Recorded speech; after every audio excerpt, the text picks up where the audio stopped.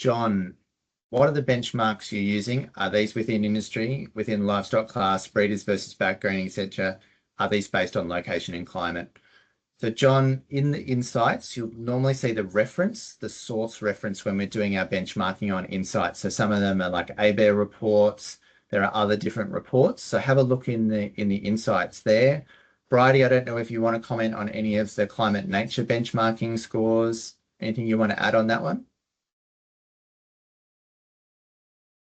Awesome. Thanks, Toby. Yeah, I can chat more about that for sure. There are a couple of questions that are coming through in the chat as well. I was just checking whether they're coming through to everyone or not. I think that they're publicly viewed Yep, by they're the they're group. public. Awesome.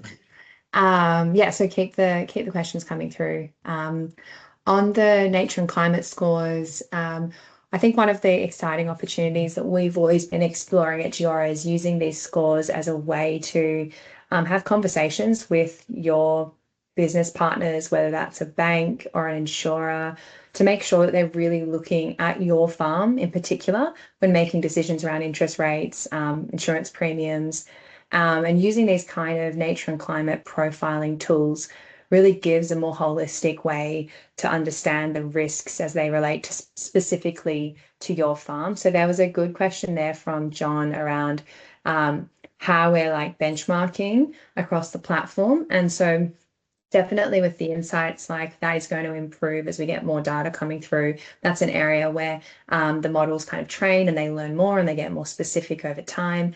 With the nature and climate scores, these risk assessments are really specific to your farm.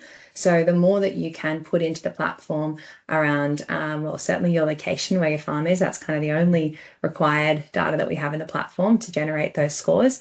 But your impact activities is just starting to get a much better profile there. So we're definitely going to be helping all of our customers like move forward in that area to make sure that you can share your profile in a way that starts to help you with conversations with your bank manager or your insurance provider in the future. How do we go about working out the best way to calculate emissions and verify that when we're marketing these emission claims as well? So I think that we've put some information in there, Dylan and myself, around why we've chosen the gap calculators as an entry-level tool. If you are doing more with audits and you want to be able to showcase your results, let our support team know when you create your account. Like, we are really interested in making sure that your farm is showcased in the best way possible and that you're marketing your farm with confidence. So yeah, currently we have the GGAF and SBGAF in the platform. We will be rolling out other calculators, not just for emissions calculations, but we can also look at a variety of other industry calculators. There's kind of a dairy and wine one that are coming fairly soon as well. So yeah, we're working on the calculation side of it. And in terms of sharing your profile, that's something that will be coming as well. So nice different lenses and sharing functions so you can really showcase what you're doing. I think there's also a really interesting conversation around audit and what does audit and auditability look like with a digital platform. We want to give you the best tools to be able to support the claims that you're making to market. And a lot of the time that comes down to the data and the information itself.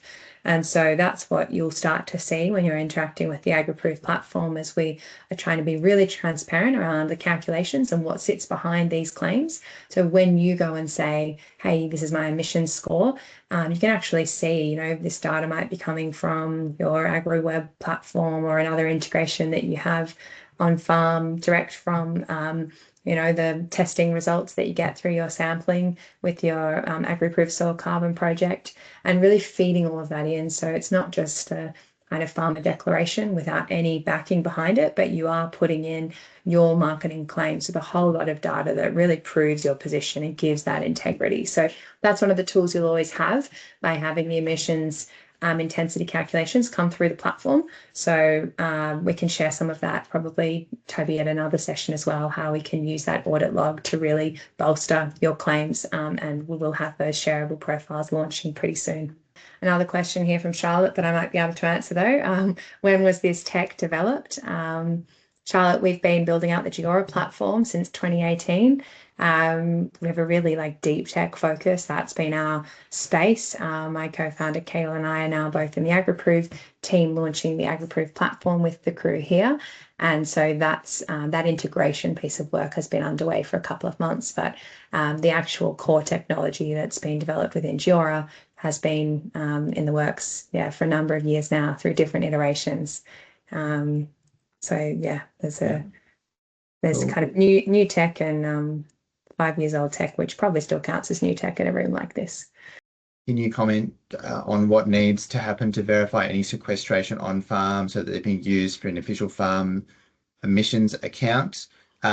Yes, so everything that we do is sort of that offsets reporting piece that I went through. If you have a soil carbon project, it's measured, it's audited by the Clean Energy Regulator. It follows the regulation around the soil carbon 2021 method. So that's all very official. The important thing is with soil carbon, if it's not measured, you can't claim it. So if you're going to use it in an emissions offset, you need to have a formal measurement process in place, a la a soil carbon project.